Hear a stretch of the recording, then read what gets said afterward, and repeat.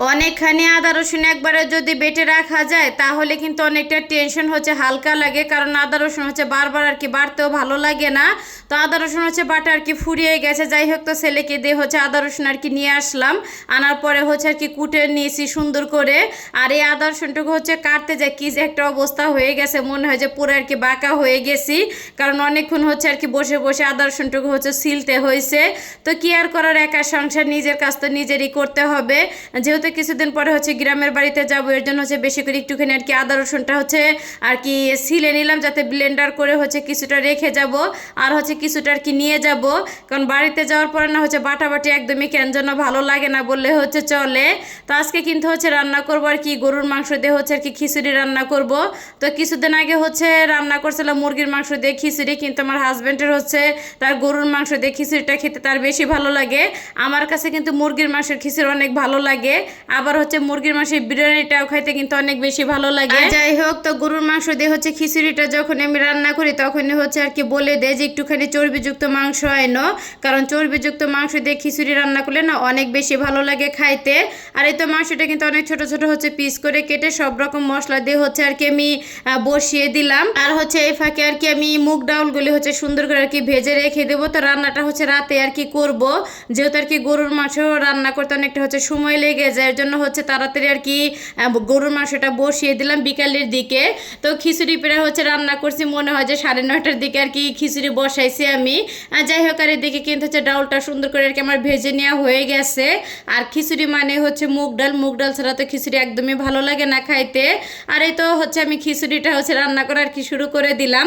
তো অনেকটা পরিমাণ তেল নিয়ে নিছি, আর গরম মশলা তেজপাতাটা সুন্দর করে ফোড়ন দেওয়ার পরেই তো 2-1 মিনিট আর কি ভেজে নিছি আমি। সুন্দর একটা ঘিরান আসার পরে এখানে পেঁয়াজ, তারপর কাঁচামরিচ আর রসুন কুচিটা দিয়ে দিছি আমি, কারণ খিচুড়ির ভিতরে না রসুন বাটাটা আমি দেই না, রসুনটা সবসময় আমি আর কি কুচি করে কেটে আর কি দেই। আর যাই হোক, তো পেঁয়াজ মরিচ আর রসুনটা সুন্দর করে ভাজা হয়ে গেলে এখানে আদা বাটাটা দিয়ে দেবো। আর আদা বাটা দেওয়ার পরে কিছুক্ষণ আর কি আমি কষিয়ে নেব মশলাটা আর কি কাঁচা গন্ধটা যাওয়া পর্যন্ত। আর অফ ক্যামেরায় কিন্তু জিরা ধনিয়ার গুঁড়া আর হলুদের গুঁড়াটা আমি দিয়ে দিছি, কারণ খিচুড়ির ভিতরে না আমার শুকনো মরিচের গুঁড়াটা দিতে একদমই কেন যেন ভালো লাগে না। আর যাই হোক, তো মশলাটা কিন্তু কষানোর পরে এখানে ধুয়ে রাখা চাল আর ডাল দিয়ে দিলাম আমি।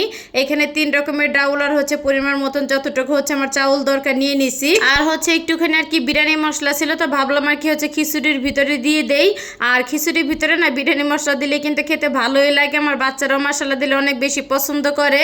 আর যাই হোক, তো নেড়ে চেড়ে সুন্দরভাবে মিশানো হয়ে গেলে এখন কষিয়ে রাখা তো গরুর মাংসগুলি দিয়ে দেবো। আর আজ কয়েকদিন যাবত যে পরিমাণে বৃষ্টি শুরু হয়েছে জানি না এর থামাথামির গল্প কবে।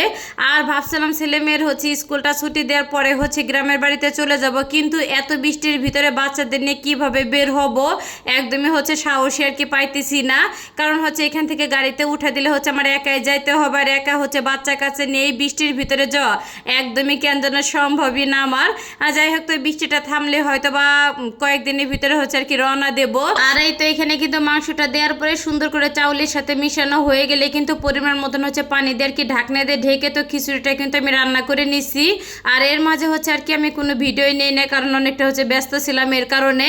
আর যাই হোক, তো খিচুড়িটা কিন্তু খেতে মশলা দিলে অনেক অনেক বেশি মজা হয়েছে। আর খিচুড়ি কিন্তু ঠান্ডার ভিতরে খাইতে বেশি ভালো লাগে, আর বৃষ্টি আসলে তো কোনো কথাই নাই। বৃষ্টি আসলে আমার কাছে মনে হয় প্রতিটা মানুষের মাথায় আগে আসে যে খিচুড়ি রান্না করে খাই। তো সব মিলে কেমন লাগলো আজকের ভিডিওটা অবশ্যই কিন্তু সবাই কমেন্ট করে জানাবেন। আর কে কোথায় ঈদ করতেছেন এটাও কিন্তু কমেন্ট করে জানাবেন। তো ভিডিওটা আমি এইখানে শেষ করলাম। সবাই ভালো থাকবেন। আসসালামু আলাইকুম।